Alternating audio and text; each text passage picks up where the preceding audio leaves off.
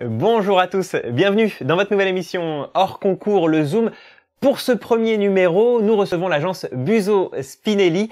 Ils étaient venus nous raconter leur parcours et leur vision de l'architecture dans le cadre du podcast hors concours. Ils reviennent aujourd'hui pour un Zoom de deux de leurs projets pour nous faire voir de l'intérieur tout le processus créatif depuis les premières esquisses jusqu'à la livraison du chantier. Et vous allez également intervenir, vous autres qui nous regardez. Alors, si vous êtes en rediffusion, il faudra attendre le prochain numéro. Mais pour ceux qui sont là avec nous en direct sur Zoom, vous pouvez poser toutes vos questions à Buso Spinelli, nous faire part de toutes vos remarques et je me charge, bien évidemment, de les transmettre. Hors concours, le Zoom vous est présenté par Equiton, matériaux de façade développés avec et pour les architectes, en partenariat avec le magazine web Thema.archi. Je suis David Habitant et je vous présente nos deux invités qu'on est vraiment ravis de recevoir, Isabelle Buso et Jean-Philippe Spinelli. Bonjour à tous les deux. Bonjour. Nous vous avions quitté il y a plus d'un an, un petit peu plus d'un an, durant notre discussion dans le cadre de ce deuxième épisode du podcast hors concours. On avait parlé de la Corse, évidemment, beaucoup de la Corse, et peut-être qu'on va en reparler d'ailleurs encore aujourd'hui. On avait parlé de votre parcours, plus largement de vos nombreux prix, les albums des jeunes architectes et paysagistes, le 40 Under 40. On avait également pu traiter de votre vision de l'architecture, de votre engagement, et puis de la question de la matérialité qui vous importe tout particulièrement et qui sera aussi au sujet de notre discussion tout à l'heure en fin d'émission.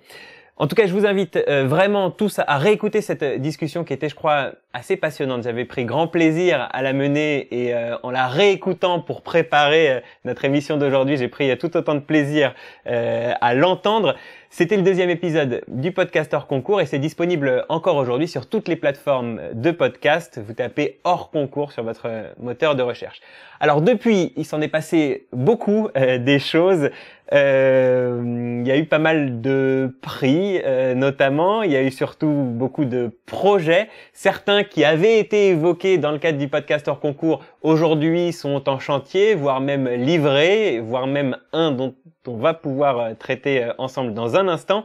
On parlera tout à l'heure de la crèche Mont-Laure à Bonifacio. Il sera notamment question de la matérialité et particulièrement du béton, un béton de chaux réalisé avec les agrégats en place déjà présents sur le site de construction. Et puis on parlera bien évidemment plus largement de ce bâtiment, donc la crèche Mont-Laure de Bonifacio. On ne va pas parler du théâtre de verdure que vous avez réalisé avec l'agence Antoine Dufour à Bastia, même si c'est un projet qu'on a hésité à traiter parce que je crois que lui aussi on aurait pas mal de choses à en dire. Mais à la place, on parle d'un autre projet juste à côté. Vous l'avez appelé Aldilonda. Il est réalisé en collaboration avec l'architecte Dietmar Fechtinger. C'est une grande promenade qui semble caresser la mer le long des fortifications de Bastia. Vous allez nous raconter son histoire à ce projet, vous allez nous parler de sa conception dont on verra qu'elle est un petit peu liée aussi à votre propre histoire, Isabelle Buso et Jean-Philippe Spinelli. Vous allez nous parler de sa construction et des prouesses techniques qui ont permis la mise en œuvre de cette passerelle, de cette longue promenade le long de la citadelle de Bastia. Une mise en œuvre dans un contexte naturel assez vigoureux. On va pouvoir nous en rendre compte. On va d'ailleurs voir tout à l'heure une petite vidéo qui nous laisse imaginer un chantier assez compliqué. Vous allez pouvoir nous en dire quelques mots. Je me charge donc de mener cette discussion. On a 45 minutes devant nous pour présenter deux projets. La crèche Mont-Laure tout à l'heure et l'Aldilonda pour commencer. Je me charge de mener la discussion, je disais, mais via notre réunion Zoom, les nombreux spectateurs qui nous regardent actuellement vont pouvoir également nous poser des questions et nous faire part de réactions, et je me charge de les transmettre. Alors voilà, allons-y, je fais défiler quelques images du projet, on va peut-être le présenter de façon très large dans son ensemble, et puis on va revenir ensuite petit à petit sur les différentes phases de conception, de construction, et aujourd'hui aussi comment ce lieu plutôt est utilisé par la population de Bastia et peut-être un petit peu de touristes, même si évidemment la période n'est pas la plus propice au tourisme. On découvre donc cette promenade qui longe la mer. Peut-être une présentation un peu large, un peu générique pour commencer. Isabelle Buzeau, Jean-Philippe Spinelli. Il s'agissait de concevoir une promenade autour de la citadelle de Bastia, une promenade qui n'existait pas jusque-là, c'est ça? Oui, ce qui est important de se rappeler, c'est que Bastia, c'est une ville où toutes les infrastructures du XXe siècle ont coupé un peu la relation entre la ville et la mer. Qu'on prenne le port de commerce, l'ouvrage du tunnel de Bastia et son front de mer. Donc on a coupé finalement cette relation. Et aussi, il y a un sentiment quand on est à Bastia, c'est qu'entre la ville et les quartiers sud, autrefois c'était l'octroi, c'était le passage obligé pour rentrer dans la ville, il y a comme une fracture. Et c'est vrai que ce projet, c'est ce lien entre le nord et le sud de la ville. Mais c'est aussi, pour nous, c'était l'opportunité d'avoir un espace de reconquête entre la ville et sa façade maritime. Donc c'est pour ça que ça fait partie c'est à la fois un lien entre le nord et le sud, mais aussi et surtout pour nous un lieu où on peut profiter des rochers, on peut profiter de la mer. C'est aussi là, comme on le voit là, c'est la jetée du Dragon, ça fait partie du vieux port de Bastia. C'est un des rares endroits aussi où on va pouvoir voir la ville depuis la mer. Donc ce projet, c'est beaucoup de choses sur 450 mètres de long, avec un rapport assez fort avec les éléments, avec la roche, avec la mer, avec l'horizon, avec l'arc latin. Là, les deux images qu'on voit actuellement, elles sont un peu notables, notamment dans votre position aussi par rapport à ce projet. On va pouvoir en parler tout à l'heure, mais on va se rendre compte qu'il y a une commande qui vient d'un concours, donc auquel vous avez répondu, et puis il y a la réponse que vous y apportez qui finalement est un petit peu différente de tout ça. On va pouvoir raconter comment vous vous êtes mis d'une certaine manière hors concours et finalement comment ça a payé. Mais peut-être alors juste avant, on va revenir sur l'histoire et donc de ce projet. Et avant de parler de la conception, peut-être un mot sur la commande. Donc voilà, vous nous disiez à l'instant, vous justifiez à l'instant le besoin de cette promenade-là. On est en quelle année et sous quelle forme se passe cette commande? C'est un concours de maîtrise d'œuvre, je dirais classique. C'est en 2017, si je ne me trompe pas. Et donc c'est une commande pour réaliser en fait un cheminement piéton qui contourne la citadelle de Bastia, donc de 450 mètres linéaires de long, et donc dans le but de connecter le nord et le sud de la ville. À ce moment-là, je le disais tout à l'heure, vous avez un rapport assez fort à la Corse parce que vous êtes Corse l'un et l'autre d'abord, et puis on se rend compte en regardant aussi votre parcours et votre carrière que vous avez pu jusque-là beaucoup construire en Corse et à chaque fois en utilisant aussi une connaissance très fine du territoire. Là, en l'occurrence, Bastia, je crois c'est vous, Jean-Philippe, qui en êtes assez proche. Vous venez vous-même de Bastia. Un concours comme ça, vous pouvez pas le laisser passer, j'imagine. Ah oui, c'est sûr, quand le concours est sorti, il y avait une grande envie d'y participer. Surtout que, donc, pour la petite histoire, la citadelle, moi j'étais au collège pas très loin, et on descendait à pied du collège pour plonger des remparts de la citadelle. Et cette activité, c'est un peu cette trace mémorielle à Bastia où les enfants de ce quartier, en tout cas, et parfois aussi des quartiers environnants, viennent plonger depuis les rochers et depuis les remparts. Donc le saut le plus haut est à 16 mètres de hauteur. Donc il y avait cette envie d'y participer. Et c'est pour ça aussi, d'une certaine manière, comme on a vu tout à l'heure, la vue depuis la galerie, et c'est en ça qu'on s'était mis hors concours, c'est pour rebondir à ce sujet-là, c'est que il fallait que dans le projet, on puisse perpétuer dans la culture locale, de pouvoir sauter des remparts. Donc c'est pour ça qu'on a coupé en partie sous la pointe de la Poudrière, donc c'est la photo de droite. Donc là, on passe sous la Poudrière, en galerie. Ça permet également une connexion à la citadelle. À droite, il y a un escalier qui monte. Et ça évite de contourner l'éperon sud de la Poudrière, qui est un endroit très fort de la citadelle de Bastia, mais aussi qui est c'est l'endroit où on saute des remparts. Et alors c'est quand même ce point est quand même assez remarquable, c'est-à-dire que quand le concours demande explicitement à passer par un endroit qui, selon vous, empêcherait de perpétuer une tradition qui va bien au-delà de votre seule utilisation du lieu, où les jeunes Bastiais, traditionnellement, de tout temps, viennent ici pour plonger, pour s'amuser. Le projet tel qu'il était prévu par le concours allait empêcher ça, c'est bien ça ? Oui, enfin, il y avait une faisabilité qui existait, qui était dans le concours, et contournait cette pointe. Alors, il y avait plusieurs problématiques. Hein. Déjà, contourner une pointe patrimonialement, c'est pas évident. C'est même un sujet assez compliqué. Aussi, c'est une piste enfin, c'est un cheminement qui est piéton, mais aussi cycliste. Donc, un angle aigu pour les vélos, même pour les piétons, c'est jamais agréable et c'est pas extrêmement fluide. Et il y avait aussi quelque chose qui ne figurait pas dans le concours parce que c'est pas autorisé. Il y avait aussi dans la mémoire des lieux cette possibilité de sauter des remparts et qui est un acte très fort pour les jeunes de la citadelle notamment. C'est vrai que du coup, dès le concours, c'était un petit peu une règle qu'on s'était posée. On s'était dit, quoi qu'il en soit, peu importe comment on pourra régler ça, parce qu'effectivement, il y a tous les sujets techniques de comment tourner à vélo, etc. Mais c'est vrai que voilà, on s'était dit, quoi qu'il en soit, on ne viendra pas ceinturer cet éperon rocheux.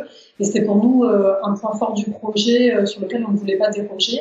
Et puis il y avait aussi dans la faisabilité, de l'autre côté, au niveau de la jetée du dragon, on avait la passerelle en fait qui venait, donc c'est pas sur cette image, mais c'est de l'autre côté en fait. Voilà, ici, au niveau de la faisabilité, on venait tomber comme ça sur cette petite crique qui finalement est aujourd'hui peut-être un des seuls endroits qui est resté totalement vierge. Et c'est un petit peu un moment de pause après le vieux port et avant d'arriver sur Aldivon. C'est un endroit qu'on trouvait très beau comme ça à rester naturel. Et c'est pour ça que finalement on s'est servi de la jetée du dragon pour venir enrouler notre cheminement et ensuite venir se développer tout le long de la côte. Donc effectivement, là où on a dérogé, c'est vraiment sur ces deux endroits, au nord et au sud, arrivée et départ, mais départ arrivée aussi, puisqu'on peut prendre la promenade dans les deux sens. Et c'était vraiment voilà des règles qu'on s'est fixées finalement en interne. Ce sont les seuls points d'accroche vraiment du projet. Et aussi, pour compléter, la jetée du dragon, c'est un des rares endroits, si ce n'est le seul d'ailleurs, où on peut voir Bastia depuis la mer sans être en bateau. C'est un des rares, parce que Bastia, c'est extrêmement long, c'est cerné entre la mer et la montagne, avec une pente extrêmement forte, et on a très peu d'avancée, si ce n'est ce rocher de la citadelle. Donc, c'est vrai que c'était important pour nous qu'aussi la jetée du dragon participe au processus et au projet, et que ça soit finalement un élément qui mette aussi en scène la ville. En tout cas, on comprend bien, voilà, vous vous sentiez peut-être particulièrement proche de ce lieu-là. Vous avez, j'imagine, très envie de répondre à ce concours-là, mais à ce moment-là, peut-être vous ne vous en sentiez pas les épaules de le tenir tout seul. Vous étiez une jeune agence. C'est pour ça que vous allez chercher Dietmar Fechtinger. Alors quand le projet s'est présenté, effectivement, là, quand on a vu la candidature, on voulait absolument répondre. Hein, là, on avait un attachement particulier pour la ville et pour le projet en question, puisque c'est vrai que on sentait déjà dès la candidature qu'il y avait finalement presque le visage de la ville allait changer avec ce projet. Et effectivement, on sait comment fonctionnent les marchés publics. Il y a des références qui doivent être apportées. Et pour étoffer nos références, on a fait appel à l'agence DFA pour être à notre côté pour répondre à ce projet. Et donc du coup, elle a répondu à nos côtés et voilà. DFA Dietmar Fechtinger Architecture, qui est une agence connue notamment pour un grand nombre de ponts, de passerelles. C'est aussi pour ça que vous vous êtes dit voilà, on va faire la meilleure alliance qui soit, nous avec notre connaissance très aiguë du territoire et les grands spécialistes français et peut-être internationaux aussi des passerelles et des ponts, c'est ça? C'est ça, hein. De toute façon, on cherchait une équipe qui puisse apporter les références nécessaires pour être retenue sur le projet. On cherchait une agence avec qui on partage des convictions communes de projet. Et donc, on a fait appel à Dietmar, voilà, qui a souhaité répondre avec nous. Donc, mais aussi, on a aussi des ingénieurs, un Slash Bergman et partenaire, qui sont extrêmement importants dans un projet comme ça aussi spécifique.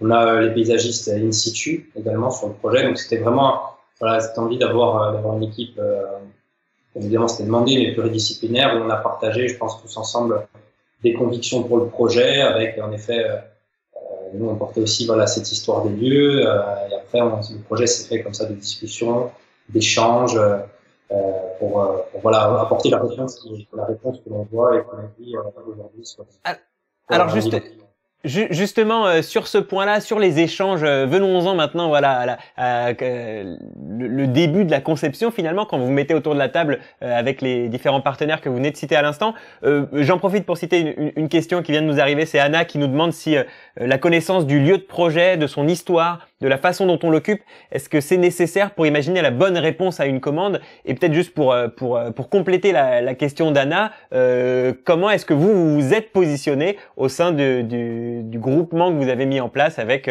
donc une autre agence d'architecture, une agence de paysagisme et les ingénieurs dont vous nous parliez à l'instant? Finalement, ce sont des échanges qui se sont faits de manière très naturelle, où chacun a pris sa place, chacun a pris sa juste place pour faire, il me semble, en tout cas, toute l'équipe être le juste projet pour cet endroit. Effectivement, avoir la connaissance du site, c'est toujours peut-être avoir un coup d'avance aussi sur les autres équipes. C'est connaître peut-être effectivement parce qu'on peut faire toujours des recherches historiques, sociologiques, etc. Mais je pense que la pratique des lieux, c'est quand même quelque chose qui nous fait peut-être parfois contourner certains sujets, contourner certaines peut-être certitudes qu'il y avait au départ, peut-être au moment de la faisabilité, par exemple. Et je pense qu'effectivement, en tout cas, on ressent que le projet est peut-être un projet Bastier, finalement, on peut peut-être se dire ça. Et alors, avant d'en venir voilà, peut-être une fois que vous êtes choisi lauréat, la concrétisation du projet et sa mise en construction, peut-être un dernier mot pour bien définir votre proposition à ce moment-là. On est sur l'idée, donc on l'aura compris, le parcours tel que vous nous l'avez proposé, donc effectivement de ne pas avoir un passage exactement sur le contour de la citadelle, mais peut-être de choisir aussi les endroits, de préserver certains endroits, voilà, de la promenade.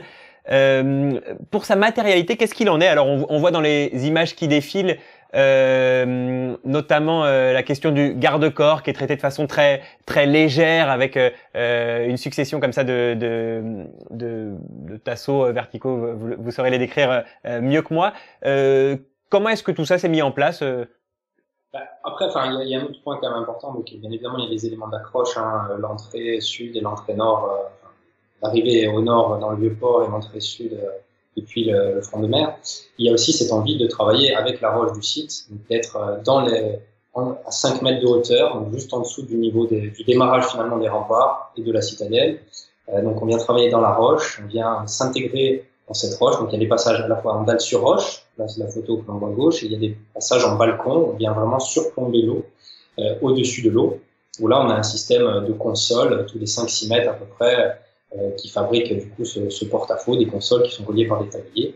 Et on a ce garde-corps en acier corten qui reprend finalement la couleur et la teinte de la roche, donc des schistes et quartzites du site qui ont de la ferrite. C'est pour ça qu'il y a cette couleur très ocre et ces coulures. Et du coup, le corten permet aussi de raccrocher finalement le projet à cette présence d'oxyde de fer dans la roche. Sinon, on est sur un projet en béton, avec un environnement marin extrêmement agressif. Il y a tout un tas de précautions à prendre sur les enrobages de béton, sur les assemblages. Donc ça, c'est vrai que c'est un gros travail qui a été fait notamment par nos ingénieurs. Je peux citer Camille, Simon, Michael, Herminie également, qui ont vraiment travaillé toutes ces parties-là pour vraiment répondre à avoir un projet qui fonctionne presque comme un monolithe et qui n'a pas de joint de dilatation. Ça aussi, ce sont des particularités du projet. Il n'y a pas de joint de dilatation, en tout cas sur les parties en porte-à-faux, qui permet de réduire les endroits qui sont un peu sensibles au projet. Donc là, on voit notamment à gauche une plateforme d'installation pour une des consoles du projet. Et là, on est vraiment dans les parties extrêmement verticales. Et l'autre donnée qui est extrêmement importante, c'est pour ça aussi qu'on a voulu travailler avec la roche, c'est qu'on a une houle très forte, donc qui s'accélère sur le rocher de la citadelle. On a des efforts très importants qui arrivent en sous-face. Ça va jusqu'à 15 tonnes au mètre carré en sous-face, donc c'est colossal. Donc il y a tout un travail comme ça de tirant d'ancrage sur chaque console qui va par endroit jusqu'à 25 mètres de profondeur pour lier l'ouvrage au rocher de la citadelle. On va voir dans un instant effectivement ces effets de houle dont vous nous parliez à l'instant. Je crois qu'on a une petite vidéo qui va nous permettre de bien comprendre ce qu'il en est. Peut-être alors juste un mot, voilà, allons-y sur cette question du chantier. On est sur une construction quand même très particulière, j'imagine, très complexe du fait des éléments naturels. Enfin, déjà, en l'occurrence, on est à flanc de falaise et on a une mer peut-être particulièrement agitée à certains endroits. Comment est-ce qu'on prend en compte ça dans le cadre de cette construction-là?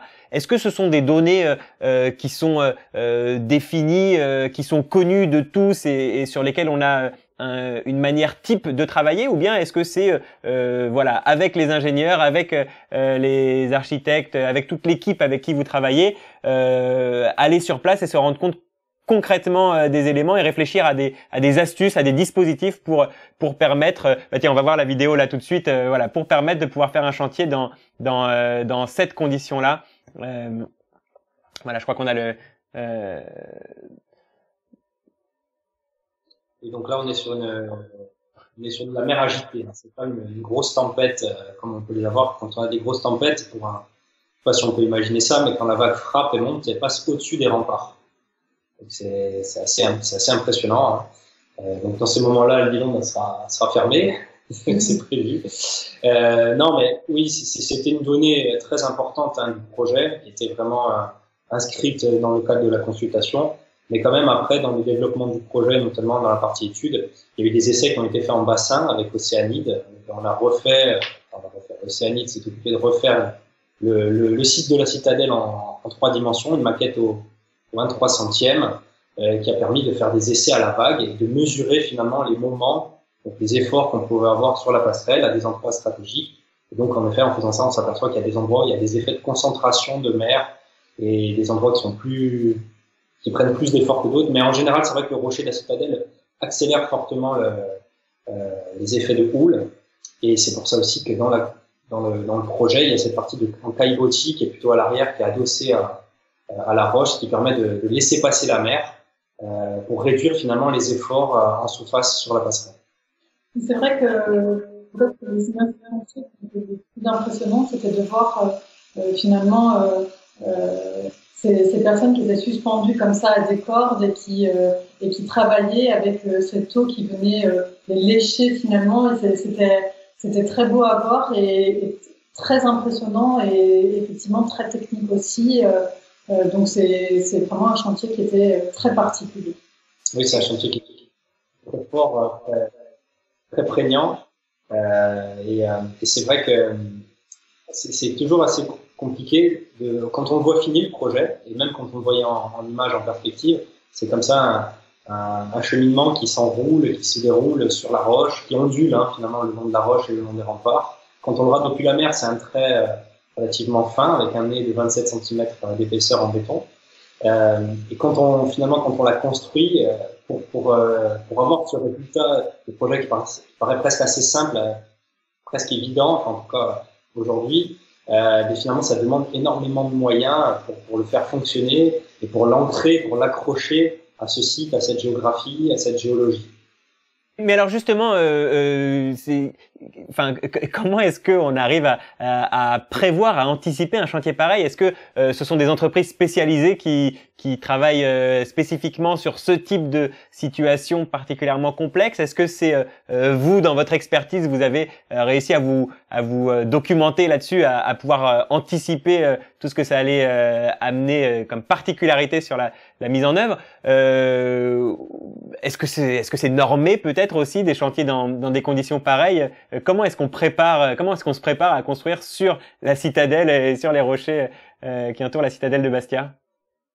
Je sais pas si on peut être prêt. Enfin, on essaye de se préparer. Après, il y avait deux options. Soit on pouvait faire le chantier depuis la mer par barge, soit on pouvait le faire de manière plus acrobatique, comme ça a été le cas avec le groupement Antoniotti et NGE Fondation, qui ont été titulaires du lot 1, aux œuvres, travaux spéciaux, formation spéciale. Et après, on avait 2 autres lots, les garde-corps et caillebotis, l'entreprise Fouzé et la Secofer, et EIA pour les réseaux, l'électricité notamment, et la partie éclairage du projet. Non, mais c'est vrai que c'était un projet qui, même dans la méthodologie, ça a pris un petit peu de temps au démarrage, notamment voir les enchaînements, pour voir. Donc c'est un projet qui arrive avec, il y a une partie préfabriquée, il y a des parties coulées en place, il y a des parties où on a des consoles, il y a des parties où on a des dalles sur roche, il y a beaucoup de déroquetage, donc c'est terrassement de roche qui nous a servi aussi pour faire les bétons de Ventinum. On a mis en synergie finalement les deux projets. Le béton sponné aussi. Et le béton sponné du revêtement de la passerelle. Donc c'était vraiment assez itératif entre l'équipe de maîtrise d'œuvre, les entreprises, la maîtrise d'ouvrage. On a une maîtrise d'ouvrage très au fait, très motrice aussi pour l'avancement d'un projet aussi remarquable. On est dans un site exceptionnel avec toutes les études environnementales aussi qui vont avec, des espèces, des chiroptères, des papelles géantes, la grande nacre. Donc il y a beaucoup de paramètres et c'est un chantier finalement et un projet qui s'est fait en un peu plus de 3 ans. Donc c'est extrêmement court finalement pour un projet aussi spécifique. On a une question justement, tiens, c'est Patrice qui nous demande, Patrice qui du coup comme moi comprend bien à vous écouter la spécificité et l'expertise que vous avez, qu'a nécessité ce projet et la mise en œuvre de ce chantier. Il nous demande, Patrice, est-ce que après ce projet et votre expertise, est-ce que vous auriez envie de projets similaires? Mais en même temps, est-ce qu'on a d'autres projets comme celui-ci? C'est quand même quelque chose d'assez rare, j'imagine, et en tout cas très bienvenu dans enfin voilà, pour vous, j'imagine que c'était un projet bien particulier. Est-ce que vous aurez peut-être l'occasion d'en faire d'autres comme ça? Est-ce que ça existe? C'est vrai que c'est un programme qui est rare et c'est pour ça aussi que dès le départ, on a voulu absolument travailler sur ce projet. On espère qu'il y aura d'autres projets de ce type. Bien sûr qu'on a envie de travailler sur ce type de projet. C'est un projet, mais comme on a pu faire aussi Ventinum, en fait, ce sont des projets, donc Ventinum qui est juste à côté, pour la ville de Bastia, qui est constitué d'un théâtre de verdure. Oui, voilà, le théâtre de verdure dont on parlait, qu'on a évoqué tout à l'heure, effectivement, oui. Voilà. Et c'est des projets qui sont des projets publics. Et donc, finalement, la meilleure récompense pour ces projets, quand on est architecte, c'est de voir après les gens en fait pratiquer ces espaces. Et c'est vrai que c'est très très beau en fait à voir. Tout simplement, on était vraiment très heureux d'avoir travaillé sur ces projets publics. Et effectivement, on aimerait bien sûr continuer à travailler sur ce type de projet. C'est vrai que l'avantage d'un espace public, c'est qu'une fois qu'il est terminé, on peut y retourner très facilement quand même. Et c'est aussi intéressant aujourd'hui quand on va sur place, quand on va sur site, il y a des gens qui vivent dans le sud de Bastia, d'autres qui vivent dans le centre-ville, donc la partie nord, ce qu'on appelle la partie nord de la ville de Bastia, et qui se rencontrent sur Alvillon, qui ne se connaissaient pas forcément. Pourtant, Bastia, c'est moins de 50 000 habitants. Donc c'est devenu un lieu aussi de promenade, un lieu où on vient faire son footing. On vient se retrouver. On vient se retrouver, donc ça c'est vrai que c'est très fort quoi pour la ville. On voit vraiment que c'était un projet qui manquait à la ville de Bastia et qui finalement améliore presque le quotidien et notamment dans cette période un peu compliquée que l'on vit, que l'on traverse à cause de la crise sanitaire. Pardon, allez-y Isabelle, excusez-moi. Juste, en fait, vraiment, on comprend par ce projet que Bastia appartient à la mer. Et c'est vraiment ce qui manquait à Bastia. Et c'est vrai que par ce projet, on a cette connexion très très forte à la mer. Et finalement, c'est presque ce qu'il y a de plus beau aujourd'hui dans le projet. Et on voit défiler des images là et on retrouve, on se rend compte aussi de la finesse du projet en même temps que de son emprise aussi. Enfin voilà, c'est ce contraste assez étonnant entre, ça reste une longue promenade qui intervient de façon à la fois très simple sur son parcours et qui en même temps a demandé, on le comprend bien et on a pu le voir tout à l'heure avec les images de construction, une sacrée prouesse technique. Je m'adresse à nos spectateurs, hein, dites-nous ce que vous en pensez aussi, comment vous voyez ce projet de l'Aldilonda donc à Bastia par l'agence Buso Spinelli avec nous encore pour une petite demi-heure dans le cadre de ce hors concours, le Zoom. On a Clémence qui nous dit, tiens, il y a quelque chose de très vivant dans ce projet, dans ses courbes, sa façon d'épouser la forme de la falaise sur laquelle repose la citadelle. Et c'est ce qu'on retrouve effectivement à travers toutes ces images-là. Et puis, puisque on parlait aussi d'un lieu de rencontre, on va peut-être pouvoir voir, je crois qu'on a quelques images qui montrent aussi le lieu tel qu'il est occupé aujourd'hui. Et voilà, c'est un vrai lieu de promenade, effectivement. Et c'est de ces lieux-là, gratuits, c'est de l'espace public. Donc c'est dans ces lieux-là aussi qu'on se rend compte. Et c'est j'imagine, pour les architectes que vous êtes, Isabelle Buzeau, Jean-Philippe Spinelli, une vraie récompense que de voir le lieu sur lequel on a travaillé qui désormais est approprié par la population, qui participe, qui est le terrain de rencontre, comme vous nous le disiez tout à l'heure. Oui, et là, il y a eu le passage de témoin qui a été fait. Ça y est, le projet est à tous les Bastiais et aux personnes qui viennent aussi de l'extérieur, parce que c'est vrai qu'il y a eu c'est un projet qui a été bien accueilli. Il y a pas mal de personnes même de partout en Corse qui sont venues voir finalement le projet. Ça, c'est quand même assez plutôt agréable. Mais au-delà de ça, en plus, il y a un mélange d'usages. Je sais pas si on a vu tout à l'heure, il y avait des cannes à pêche, donc vraiment, c'est un lieu où les gens viennent pêcher. Alors, ça y était avant le projet. Mais du coup, on voit maintenant les pêcheurs, comme ils viennent sur ces rochers s'approcher. Il y a aussi cette envie qu'on a eue tous ensemble avec l'équipe de maîtriseurs d'offrir des endroits où on pouvait facilement réaccéder aux rochers pour aller se baigner éventuellement, quand le temps le permettra. Donc c'est pour ça qu'il y a des endroits où le garde-corps s'interrompt et ça permet de descendre sur les rochers et d'avoir un contact extrêmement encore plus fin et encore plus fort avec la mer. Voilà, là c'est un des accès à la roche. Donc c'est vraiment un projet qui fait corps, qui a été imaginé pour faire corps avec son site et avoir cette mixité d'usage, cette polyvalence aussi pour l'ensemble, que ce soit des piétons, des cyclistes, des enfants de trottinettes. C'est vraiment pour des baigneurs, des pêcheurs. Des pêcheurs. Tout à fait. On va conclure sur ce projet-là. On va avancer dans notre émission. Peut-être un mot, c'est Marie qui nous demande quelle est la distance totale du cheminement. C'est 450 mètres linéaires. 150, c'est ça? 450. Ouais, 450 mètres linéaires, effectivement. Donc on est bien sur le projet d'ampleur que l'on décrivait à l'instant. Bravo en tout cas.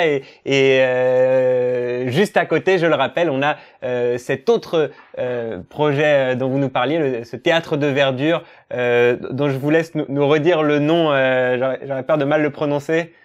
C'est le Mantinum. Exactement. Et je ne me risque pas à le répéter, mais en tout cas, voilà. C'est le nom de cet emplacement à l'époque romaine. C'était le nom de, pardon, on a eu une petite coupure?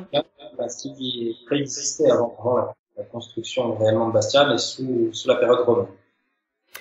Justement, sur ces questions de nom, et ça fera peut-être le lien avec le projet suivant, je me rappelle de votre tout premier projet, en tout cas celui qui vous avait fait connaître sur le port de Bonifacio, qu'on appelait la Maison des Pêcheurs, et là encore vous lui donniez un autre nom pour le présenter. Vous allez nous le dire tout de suite, juste le mettre en parallèle avec l'Aldilonda, avec le Mantinum. On l'avait appelé l'or. Donc, c'est ça. Alors là, c'est un nom bonifacien et qui veut dire les jardins où l'eau douce coulait. Donc en fait, on était parti quand on avait travaillé le projet sur une image historique des jardins qu'il y avait à cet endroit-là. Et du coup, on avait redonné ce nom au lieu. Il y a un lavoir existant, donc qu'on a remis en valeur autour d'un patio, donc qui est finalement un des vestiges de ce lieu. Et ensuite, on a travaillé une esplanade à l'étage qui est en partie végétalisée et qui finalement fait écho un petit peu à cette mémoire du site. Je reviens un instant à la question que nous avait posée tout à l'heure Anna et qui demandait combien la connaissance du lieu du projet pouvait participer à sa bonne réalisation. On se rend compte, ne serait-ce que dans la manière dont vous nommez ensuite chacun de vos projets, que vous en avez une relation très proche avec chacun de ces lieux. Encore une fois, Jean-Philippe Spinelli, vous nous parlez des baigneurs qui sautent de la falaise au niveau de la citadelle de Bastia. Je peux imaginer que peut-être vous en étiez de ces baigneurs il y a encore pas si longtemps que ça. Tout à l'heure. Ça comptait maintenant.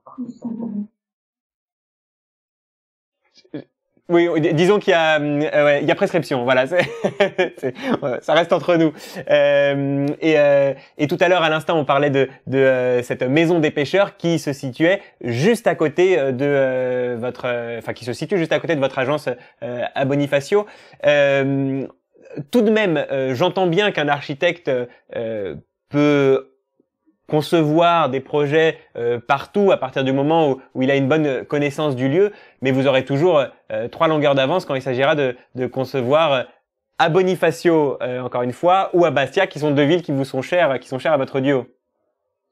C'est vrai que finalement, pour tous nos projets, que ce soit des projets à Paris ou ailleurs, en France ou même ailleurs, enfin sur des concours qui sont par exemple en cours ou déjà réalisés, on a toujours en fait cette envie d'aller chercher la mémoire des lieux. C'est quelque chose qui est très important pour nous, qui est très fort dans le processus de fabrication du projet et effectivement qui se ressent peut-être encore plus fortement en Corse, parce que effectivement on a cet attachement particulier qui fait ces attachements qui font nos identités aujourd'hui et qui nourrissent aussi du coup la fabrication du projet. C'est quelque chose qu'on travaille pour tous nos projets et qui se ressent peut-être plus dans ces projets-là qu'on vient de citer, mais peut-être aussi parce que on travaille finalement là les projets qu'on a cités, que ce soit Aldimonte, le Mantinum, la Maison des Pêcheurs, on va le voir aussi, la crèche de Bonifacio, ce sont des projets qui sont situés dans des endroits très spécifiques, très finalement très rares en fait. Ce sont des situations très rares. On est en bord de mer, on est là par exemple pour le site Mont-Laure, donc on construit la crèche aujourd'hui. On est dans un ancien site militaire, donc avec toute son histoire. On est dans la citadelle de Bonifacio, dans les fortifications de la ville, et finalement tous ces paramètres racontent l'histoire du site et finalement vont façonner aussi la manière dont on va rentrer dans le projet, la manière dont on va tirer parti de ces essences qui sont si singulières et qui vont finalement nourrir le projet. Là, on voit donc le site Mont-Laure. Donc là, on venait de débuter le terrassement. Donc on voit qu'on est sur une atmosphère très calcaire.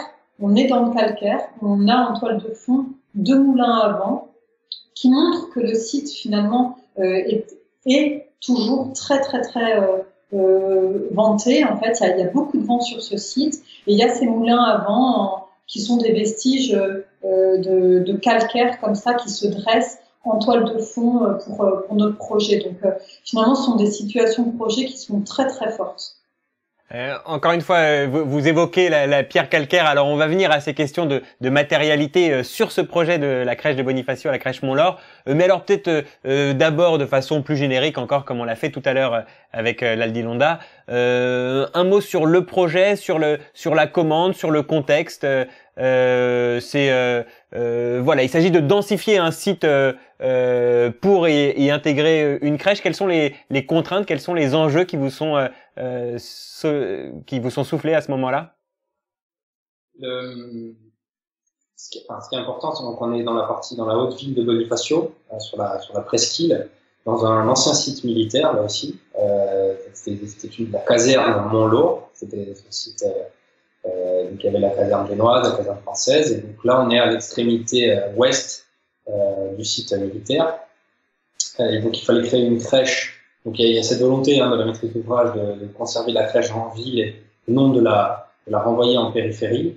Donc il fallait créer une crèche sur un site donné, un terrain existant. Comme l'a dit Isabelle, il y a des moulins, donc la présence de vent. Donc Bonifacio, c'est une ville où le vent est très présent, très prégnant. Donc il fallait créer une crèche à cet endroit-là. On est dans les fortifications, dans cette emprise militaire. On a là aussi juste à côté une poudrière qui passe et qui vient en partie sous notre terrain. Donc on a cette présence minérale très forte. On a presque cet enclos militaire des remparts. Et donc c'est vrai que dans la première approche du projet, venir faire une crèche, donc on sait ce que ça engendre en termes aussi de sécurité en quelque sorte pour les enfants. Il y a la présence du vent, donc on a voulu se servir un peu de cette référence militaire aussi des remparts, d'avoir comme un enclos en quelque sorte qui viendrait protéger les enfants et aussi l'espace extérieur. Donc c'est pour ça que c'est un projet qui est un grand carré vidé avec un patio au milieu qui permet à la fois de protéger l'espace extérieur des environs, mais aussi du climat. C'était cette envie de recréer un microclimat dans un enclos. Et finalement, on a créé une nouvelle ligne, une nouvelle strate dans l'histoire et une nouvelle ligne qui donne l'apparence en fait d'une nouvelle fortification, d'une nouvelle épaisseur. Donc, il vient comme ça bâtir un enclos autour du lieu dédié aux enfants. Donc, pour rappel, en fait, c'est une crèche de 50 berceaux et il y a aussi un relais d'assistante maternelle dans le projet. Et finalement, on est parti de l'idée. On a cherché tout de suite, finalement, à comment dire, un petit peu déporter cette image de la fortification qu'on a sur la ville et sur ses remparts et venir finalement de l'accrocher dans le projet. Et on a tout de suite cherché à matérialiser cette minéralité si prégnante qu'on retrouve à Bonifacio avec la chaux qui est un élément qui est finalement sur tous les éléments forts de la ville. Vous allez pouvoir... Ah pardon, allez-y Jean-Philippe, excusez-moi. Enfin, voilà, on parlait du rapport entre programme et demande et projet. On est dans un site classé. Il y avait à l'époque la ZPPAUP, la zone de protection du patrimoine architectural, urbain et paysager, aujourd'hui les AVAP. Donc il y avait cette demande en fait de faire des murs avec des enduits à la chaux. C'était inscrit dans le règlement. Et nous, quand on s'est penché sur le projet, on s'est dit on va pas faire on voulait pas forcément faire un mur avec des enduits. On voulait quelque chose qui traverse le temps, qui soit compliqué, difficile finalement à dater, à mettre dans une case. C'est pour ça qu'on s'est dit on va faire un béton avec de la chaux. On savait pas forcément comment quand on a amorcé le projet. Et après, Jean-Philippe, pardon, juste parce qu'on va parler effectivement de cette question de la matérialité qui est le zoom de ce zoom, le zoom de hors concours le zoom. On va spécifiquement nous intéresser à ce point-là et on a d'ailleurs quelques petites images à montrer en ce sens. Juste avant, je voulais quand même montrer une présentation plus large du projet qu'on ait en tête le rendu attendu du bâtiment. Et j'en profite puisqu'on était sur le contexte, les différents éléments qui rentrent dans votre équation dans la conception du lieu. Je dois juste citer une question de Thomas qui nous dit, je pense que ça va vous parler ce qu'il nous dit Thomas, cette manière de s'inspirer de l'architecture militaire m'évoque la réflexion de l'architecte Philippe Prost, très intéressé par l'architecture de Vauban. Est-ce une source d'inspiration pour vous? Alors pour la petite histoire, je crois savoir d'ailleurs que Philippe Prost avait répondu au concours du précédent projet que vous nous présentiez, l'Aldilonda.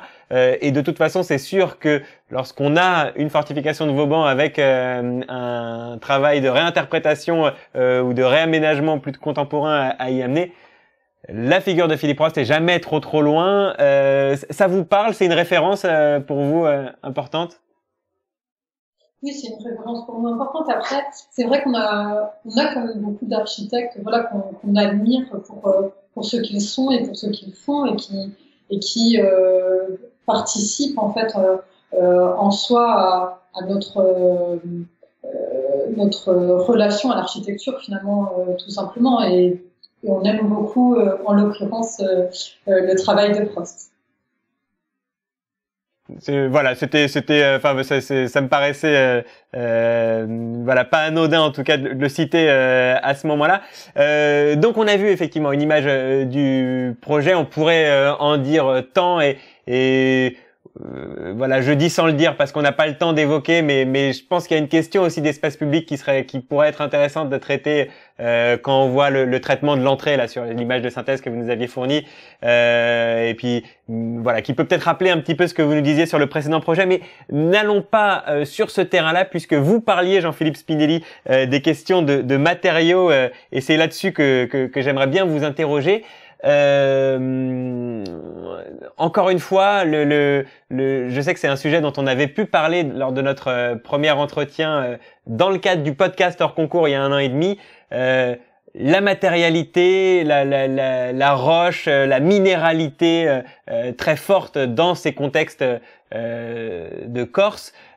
Ici, vous êtes sur un site calcaire et donc vous utilisez une partie des roches calcaires qui sont présentes dans le sol au moment qui sont extraites du sol au moment des terrassements. Et vous avez l'idée en tout cas de l'intégrer dans le béton. Donc c'est un béton de site d'une certaine manière. D'abord juste, est-ce que on parle de ça comme d'une prouesse? Est-ce que c'est quelque chose d'assez exceptionnel, ou alors est-ce que finalement ça se fait assez simplement, sachant que dans les faits c'est finalement assez rare. Tant qu'à utiliser du béton, on a l'habitude plutôt d'importer du béton de ciment simple comme on en voit dans une grande partie de notre production contemporaine. Je pense qu'on peut dire quand même que c'est quelque chose qui est très spécifique, qui est très rare, hein, je pense. On peut dire. Très compliqué à mettre au point. Très compliqué à mettre au point. On est très bien accompagné sur le projet avec le bureau d'études Bâti-Cerf et particulièrement Philippe Clément. On a travaillé ce projet effectivement au départ un petit peu finalement sur l'intuition, en se disant que on était à Bonifacio, il y avait des éléments forts comme les fortifications, comme la chaux qui était inscrite, comme le disait Jean-Philippe, dans le règlement. Et en même temps, on avait cette vraie envie de se dire qu'on ne voulait pas devoir refaire des enduits à la chaux dans 50 ans et devoir renouveler ce travail-là. On avait vraiment envie de travailler un béton et une façade dans toute son épaisseur, et du coup d'intégrer la chaux dans notre béton et travailler comme ça le béton de chaux qui effectivement est travaillé avec les agrégats qui sont issus du terrassement, donc les agrégats calcaires qui vont venir donner cette teinte très spécifique au béton et surtout raccrocher cette colorimétrie du projet à la colorimétrie du paysage qui fait la citadelle de Bonifacio. Et en même temps, je pense que la spécificité, une des grandes spécificités de ce béton, c'est qu'il n'y a pas d'armature. En fait, on a toujours un petit peu en mémoire comme ça les bétons romains. Il y a des vestiges de béton romain sur la commune de Bonifacio, au bord de mer, plutôt sur la rive est, à côté du site de Spérone. Et quand on voit ces vestiges de béton romain, donc il y a des gros éclats de calcaire liés à la chaux, donc déjà c'est extrêmement dur. Donc ça a traversé des millénaires, donc on imagine comment ça peut fonctionner mécaniquement ce genre de béton. Il y a toujours cette envie aussi, nous, dans notre travail, de se dire qu'à un moment on va pétrifier l'image, à la fin du gros œuvre, on va pétrifier une image, on essaye de s'y tenir. C'est pour ça c'est pour ça que c'est assez agréable aussi les projets d'espace public, parce qu'il y a peu de seconde œuvre finalement. Même dans nos bâtiments, on essaye toujours, comme on a fait sur la Maison des Pêcheurs, comme on le fait là sur la crèche, d'avoir cette image. Voilà, une fois que le gros œuvre est fini, on a l'impression que le projet pourrait se résumer à ça. Ou en tout cas, si demain il tomberait en ruine, il resterait que ces éléments-là. Ce sont les éléments vraiment presque essentiels du projet. Et qui fabrique aussi bien sûr la structure. Du coup, on était allé à l'intuition sur les bétons de chaux. On s'est entouré de personnes qui nous ont permis de mettre au point, donc Bâti-Cerf, Philippe Clément. Sur l'image tout à l'heure dans les agrégats, il y avait aussi Rudy Krebs, qui est un grand spécialiste de la chaux, à l'échelle mondiale. À l'échelle mondiale, qui est suisse, qui est venu quelques jours nous aider aussi à mettre au point ces bétons. C'était pas forcément le définitif, mais voilà, ça a permis aussi d'amorcer tout un travail.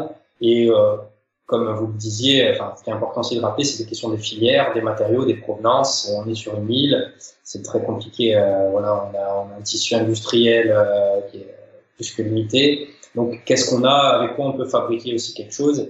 Et quand à un moment sur un terrain, il y a une matière qui existe, on se pose la question qu'est-ce qu'on va pouvoir en faire et comment elle va rentrer en écho avec les falaises de Bonifacio, avec les fortifications. Et donc là, on est pleinement dans ce sujet. Alors, il y a une autre matière qu'on voit sur le terrain et d'ailleurs qu'on peut voir en arrière-plan de toujours cette même image, c'est le bois. Et alors, ça me permet de citer une question de Baptiste. Et au passage, voilà, vu qu'on arrive bientôt tout de même à la fin de notre discussion, j'invite tout le monde. Hein, si vous avez des questions, c'est le moment de les écrire, de les poser pour que je puisse les transmettre à nos deux invités, Isabelle Buzeau, Jean-Philippe Spinelli. Baptiste nous demande, on sent dans votre architecture une attirance particulière pour les matières minérales. Que pensez-vous de la construction bois, largement plébiscitée depuis quelques années? Ici, sur ce projet en question, il y a aussi tout un travail sur le matériau bois, en l'occurrence pas dans la structure du bâtiment, mais peut-être plus sur les menuiseries. Est-ce que vous pouvez nous en dire quelques mots? Non, il y en a aussi sur la structure du bâtiment, hein, notamment toute la charpente, mais historiquement, en Corse, l'utilisation du bois, c'était pour les charpentes et pour les éléments de menuiserie, parce que pour le vieillissement, pour des questions, voilà, il y a quand même des écarts importants de température entre la nuit et le jour, il y a un taux d'humidité important, donc on peut pas, le bois c'est un matériau quand même un peu plus fragile, donc nous en tout cas dans notre travail, on essaie de l'utiliser à bon escient, au bon endroit, et c'est pour ça que souvent là aussi on réfléchit et on regarde ce qui a été fait depuis que l'acte de construire est présent sur site et sur l'île, pardon, et existe. Donc c'est vrai que le bois, oui, c'est un matériau important, notamment là sur la crèche, on l'a utilisé en charpente, toute la charpente, et aussi pour la partie de menuiserie. Ouais, toutes les menuiseries extérieures en fait sont travaillées en pain Lariche, donc qui est un pain local, et donc ça sera une première aussi sur ce projet. Et finalement, ce projet, ça sera une manière aussi de ouvrir des portes pour les filières, voir aussi ce qu'on peut faire. On travaille le pain Lariche sur toutes les menuiseries, et ça permettra justement de se rendre compte de la qualité de ce bois qu'on a sur l'île et du travail très fin qu'on peut en faire. Alors on n'a pas d'image à montrer puisque elles sont en fabrication et on n'est pas encore à ce stade d'avancement du chantier, mais on espère effectivement que ça permettra d'activer aussi la filière locale en ce sens. Justement, voilà, vous parliez d'activer des filières. À l'instant, là, vous dites ouvrir des filières locales en ce sens. Ça veut dire qu'en fait, vous, en tant qu'architecte, finalement, par vos choix, vous pouvez participer aussi à une évolution d'une culture. Donc, c'est le cas pour le bois. Qu'est-ce qu'il en est du béton de chaux? Est-ce que ça aussi, ça pourrait se généraliser un petit peu? Là, je fais passer quelques images de la mise en œuvre de ce béton. Oui, ça, c'est les premiers essais. Hein. On a fait pendant 8 ou 9 mois des essais pour mettre au point la bonne formule, la bonne formulation qui maintenant, voilà, ça c'est le prototype final avant le démarrage du chantier. Et donc c'est des bétons secs damés à la main, par la main de l'homme, qui sont mis en œuvre par strates d'environ 14 cm d'épaisseur, qui sont avec des coffrages glissants qui viennent se relever au fur et à mesure. C'est pour ça qu'il y a cette image presque de stratification, un peu à l'image de la falaise calcaire aussi. Donc, il y a toujours un écho qui est présent dans ces murs avec le grand paysage. Est-ce que c'est reproductible? Enfin, je pense que ce qui est important dans ces matériaux-là, c'est qu'ils fassent sens par rapport à un site, par rapport à la matière première que l'on peut avoir sur place. Et si maintenant on le généralise ou on le rend presque industriel, mais dans le mauvais sens du terme, parce qu'il y a certains points de l'industrialisation qui sont quand même intéressants, mais je pense que ça perdra aussi de sa force et il faut faire attention. C'est toujours pareil, à un moment qu'on rentre pas un peu dans une mode, vouloir mettre en œuvre des bétons de site un peu partout, juste pour parce que ça fait bien de les mettre en œuvre. Là, on a utilisé la chaux, ça il y a un certain sens. Après, c'est un bâtiment qui est en R+1 par endroit, donc qui est relativement bas. On est non armé, donc il y a cette idée aussi de pérennité par rapport à un basse-marine. Et c'est pas quelque chose qui peut être pris et reproduit exactement comme ça partout, quoi. Enfin, faut que ça fasse aussi sens avec un territoire, avec un site, avec des contraintes, avec un programme. Là, il est vraiment pris dans la citadelle de Bonifacio. Il a vraiment un sens pour cela, quoi, par rapport à tout son contexte immédiat, son contexte un petit peu plus lointain, les fortifications, etc. Après, effectivement, il y a toujours des méthodologies qui se mettent qui se mettent en place. Le reproduire ailleurs, je sais pas. En tout cas, pas exactement. Pardon, oui. En tout cas, pas exactement sous cette finalité. Très bien, on entend bien. On va arriver au terme de notre émission. Peut-être une dernière question. Elle est pas de moi, c'est Anne qui nous la pose dans les commentaires de notre discussion Zoom. On y a un petit peu répondu, peut-être tout au long de notre discussion, mais ça sera l'occasion de compléter alors cette réponse. Anne vous demande, qu'est-ce qui vous inspire au quotidien, Isabelle Buzeau, Jean-Philippe Spinelli? Le contexte, on l'aura bien compris, votre expérience du contexte peut-être plus spécifiquement, et alors au-delà, vos inspirations, quelles sont-elles? Il y a les inspirations, je dirais, immédiates, effectivement, à chaque site, la géographie, la topographie, voilà, toutes les roches qui nous entourent. Finalement, quand on arrive sur un site, au démarrage d'un projet, on a presque aussi une forte intuition à une situation, à un contexte, à un environnement, à une atmosphère qui nous pousse à finalement tirer parti pris des lieux et nous donne comme ça la porte d'entrée du projet. Elle peut être minérale quand on a la sensation que c'est la minéralité qui doit primer sur ce lieu, mais elle peut être tout autre aussi à d'autres endroits et comme on peut le voir dans d'autres lieux, par exemple, là sur Paris, on travaille sur certains concours en ce moment où on n'est pas forcément dans cette minéralité, mais il y a d'autres choses qui nous tient, qui nous accrochent et qui nous finalement nous donnent un petit peu les clés pour tisser le parti pris du projet. Jean-Philippe, pour compléter.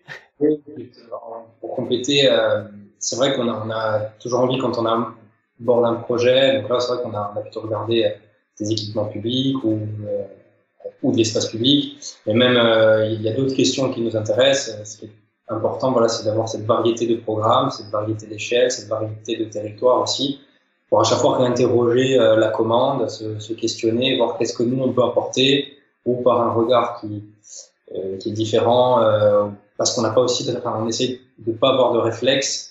On a envie, voilà, des fois de transcender un petit peu le programme et d'aller au-delà de la question posée. Alors on a Clémence qui nous fait une dernière remarque, voilà, en commentaire de cette discussion. Elle nous dit un engagement sensible et personnel des architectes passionnés par l'architecture, avec un petit smiley qui, voilà, que le petit smiley qui représente peut-être le sourire qu'on doit avoir en vous entendant. C'est très plaisant de vous entendre parler avec une telle passion et un tel engagement d'architecture, de vos projets, de votre voilà, de tous ces bâtiments et espaces publics magnifiques que vous avez l'occasion de mettre en œuvre. On a parlé aujourd'hui de deux d'entre eux, l'Aldilonda à Bastia, donc ce cheminement piéton autour de la citadelle de Bastia, et puis la crèche Mont-Laure à Bonifacio. Hors concours le Zoom, c'est terminé. On espère que le moment vous a plu. N'hésitez pas, vous qui nous avez regardé, à nous faire un retour. Il y aura d'autres numéros à venir. Merci à tous de nous avoir suivis et merci infiniment Isabelle Buzeau et Jean-Philippe Spinelli d'avoir joué le jeu. Un grand merci à tous les deux. Merci. Merci à toi. Merci à toi. Je rappelle que le podcast qu'on avait pu enregistrer ensemble dans le cadre de notre série hors concours est disponible encore à la réécoute. Il a été enregistré il y a 1 an et demi. C'était le deuxième épisode de hors concours. Et donc voilà, 1 an et demi plus tard, on vous a retrouvé aujourd'hui pour 1 heure de discussion dans le cadre de hors concours le Zoom. Je remercie également Equiton qui a permis l'existence de cette émission. Et avant cela, du podcast hors concours, vous pouvez écouter les 11 épisodes qu'il compte désormais avec Valentine Guichardaz de l'Atelier Rita comme dernier épisode. Il est tout juste sorti aujourd'hui, donc vous pouvez le trouver en ligne. Mais aussi parmi les invités précédents, Philippe Prost, l'agence CAB, Dominique Perrault, Manuel Gautran, Nicolas Delon et encore d'autres invités. Et vous, donc bien sûr, on l'aura compris, Isabelle Buzeau et Jean-Philippe Spinelli. Un énorme merci pour leur collaboration et pour leur confiance à Pascal André et Adrien Jourdain Merci également à Delphine Mogui et puis à toute l'équipe d'Equiton. Du côté de Théma Prod, Anaïs Chaumier a préparé cette émission et à la réalisation, il y avait Pierre Lally et Pierre Fonbonne. Gabriel Maujean était en charge de l'habillage. Merci à tous et très bonne journée. À bientôt. Salut.